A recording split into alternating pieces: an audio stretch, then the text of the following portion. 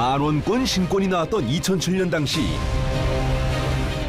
앞면은 세종대왕의 초상이 그려져 있는 것으로 똑같았지만 뒷면은 경회루의 모습에서 조선의 천문 관측기인 혼천의와 천상열차 분야지도 보현산 천문대의 모습으로 바뀌었다. 하지만 지폐 디자인이 공개되자마자 혼천이는 중국의 발명품이므로 넣어선 안 된다는 주장이 제기됐다.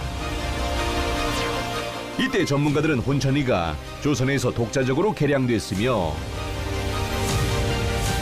이 혼천이를 통해 우리나라 최초의 역법인 칠정산이 쓰여졌음을 알렸는데 이를 계기로 우리나라 고천문학의 우수성이 알려지게 되었다.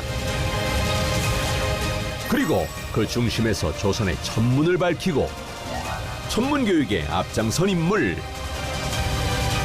한국 천문학의 뛰어남을 증명한 과학자 유경로 박사의 이야기를 만나본다.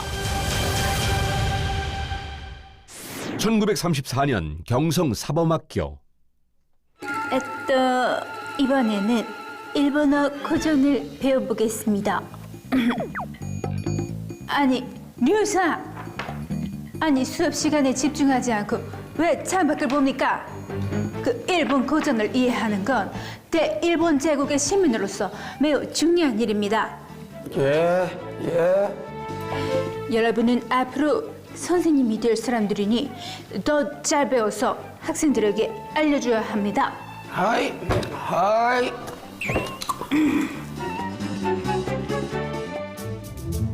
유 교수는 당시 동기생 사이에서 소문난 게으름뱅이로 수업 시간에도 전혀 집중하지 않았는데 그가 학업에 의욕이 없었던 이유는 따로 있었다. 일본인 교사 밑에서 수업을 듣고 일본 역사나 고전을 우리 학생들에게 가르쳐야 한다니 마음이 영 내키지 않아. 시대적 상황 앞에서 모든 열정이 식어버린 상황. 그렇게 겨우 학교를 졸업한 그는 대구 수창보통학교에서 교편을 잡게 됐는데 선생님. 응. 이거 과학 문제인데요. 응. 잘 모르겠어요. 아, 모르겠어? 네. 그래, 어디 한번 보자. 이거는 선생님도 잘 모르겠는데? 네? 선생님이 그 책이랑 자료 좀 찾아보고 알려줄게. 아, 네. 미안. 아이들을 가르치며 자신의 배움이 부족하다고 느낀 그는 서울대 사범대학 물리학과로 진학해 다시 공부를 시작했고 1949년 졸업 후 오산 중고등학교에서 교감을 역임하며 서울대 사범대학 교수로 지냈다. 교수님. 네. 그 강의 계획서 다 작성하셨나요? 아, 예, 여기 있습니다. 아, 예. 어? 천체 물리, 천문 관측법? 이게 뭐예요? 새로 개설할 강의입니다. 그동안 천문학을 배울 수 있는 그 강의가 없었지 않습니까? 그래서 제가 이번 학기부터는 그 학생들에게 천문학을 가르쳐 볼까 합니다.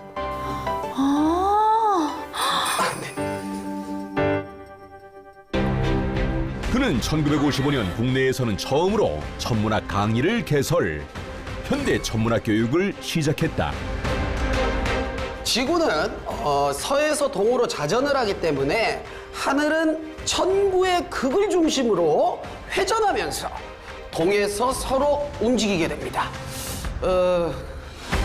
그래서 그 어떤 위치의 별들은 우리가 절대 볼 수 없을 때가 있는데요. 그러나 전문적으로 천문학을 배운 적이 없던 그는 수준 높은 교육을 하기 어려웠다. 이래선 안 되겠어. 학생들을 가르치려면 나부터 공부를 좀 해야겠어. 이에 유 교수는 1961년 미국으로 건너가 인디애나 대학 대학원에서 천문학과 천체 물리학을 배우고 미국 로웰 천문대에서 천문관측에 관한 연구를 수행한 후 귀국했다.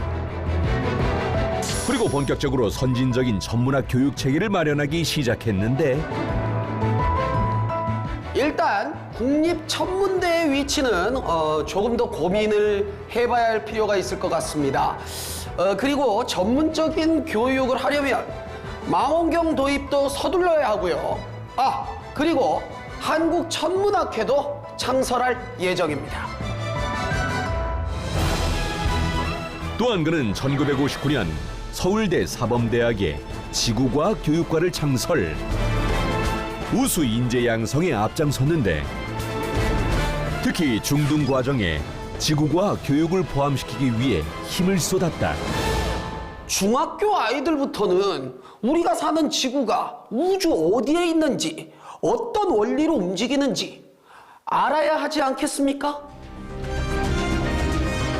결국 요 교수의 끈질긴 노력으로 오늘날 지구과학은 중등과학 교육에서 필수 교과목으로 자리 잡게 됐다. 그리고 그의 뛰어난 재능은 천문학사 연구에서 빛을 발했는데 1970년대까지만 해도 세종대왕의 수많은 업적 가운데 천문학 발전에 대한 부분은 많은 이들이 알지 못하고 있었다. 그 이유는 세종대왕이 편찬한 칠정산에 대한 해석이 이루어지지 못했기 때문인데 칠정산은 세종시대를 대표하는 역산서로 해와 달, 오행성의 움직임을 계산하여 일출, 일몰, 상망, 일식 등을 밝힌 책.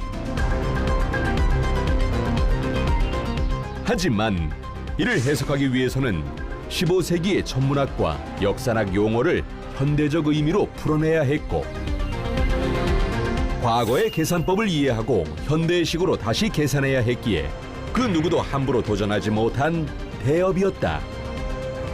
교수님! 유 교수님, 어쩐 일로? 제가 중국 문헌을 뒤지다가 저번에 해석하지 못했던 세주의 뜻을 알아낸 것 같습니다.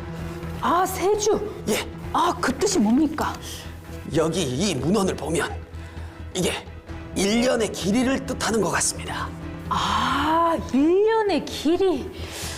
자, 그렇다면 칠정산에서 1년의 길이는 365일, 2425분.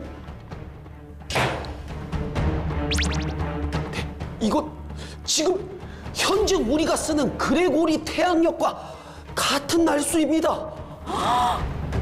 그러네요.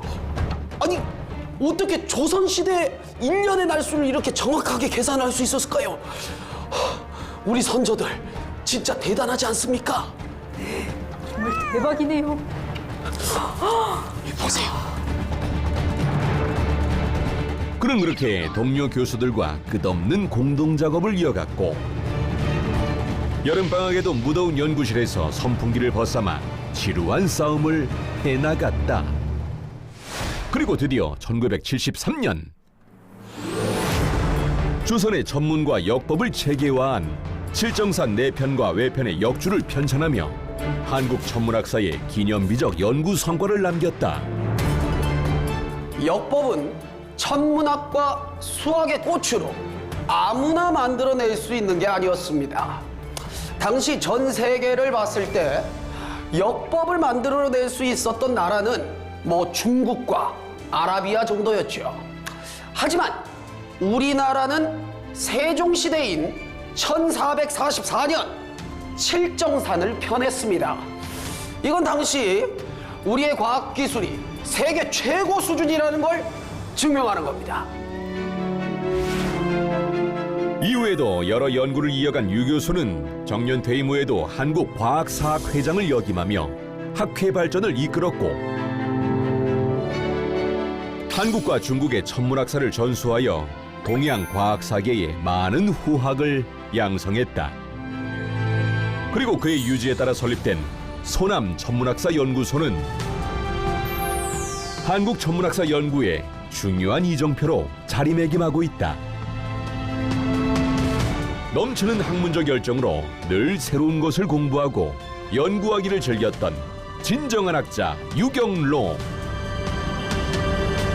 그의 그의 발자취는 한국 천문학사의 새로운 장을 연 초석이었다.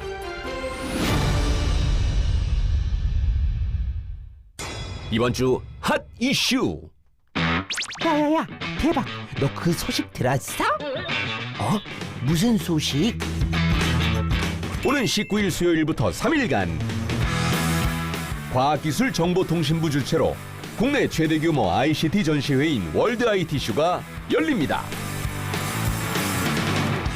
월드 IT쇼는 올해로 15년째 개최되는 행사로 그동안 IT 산업의 트렌드를 이끌어왔는데요.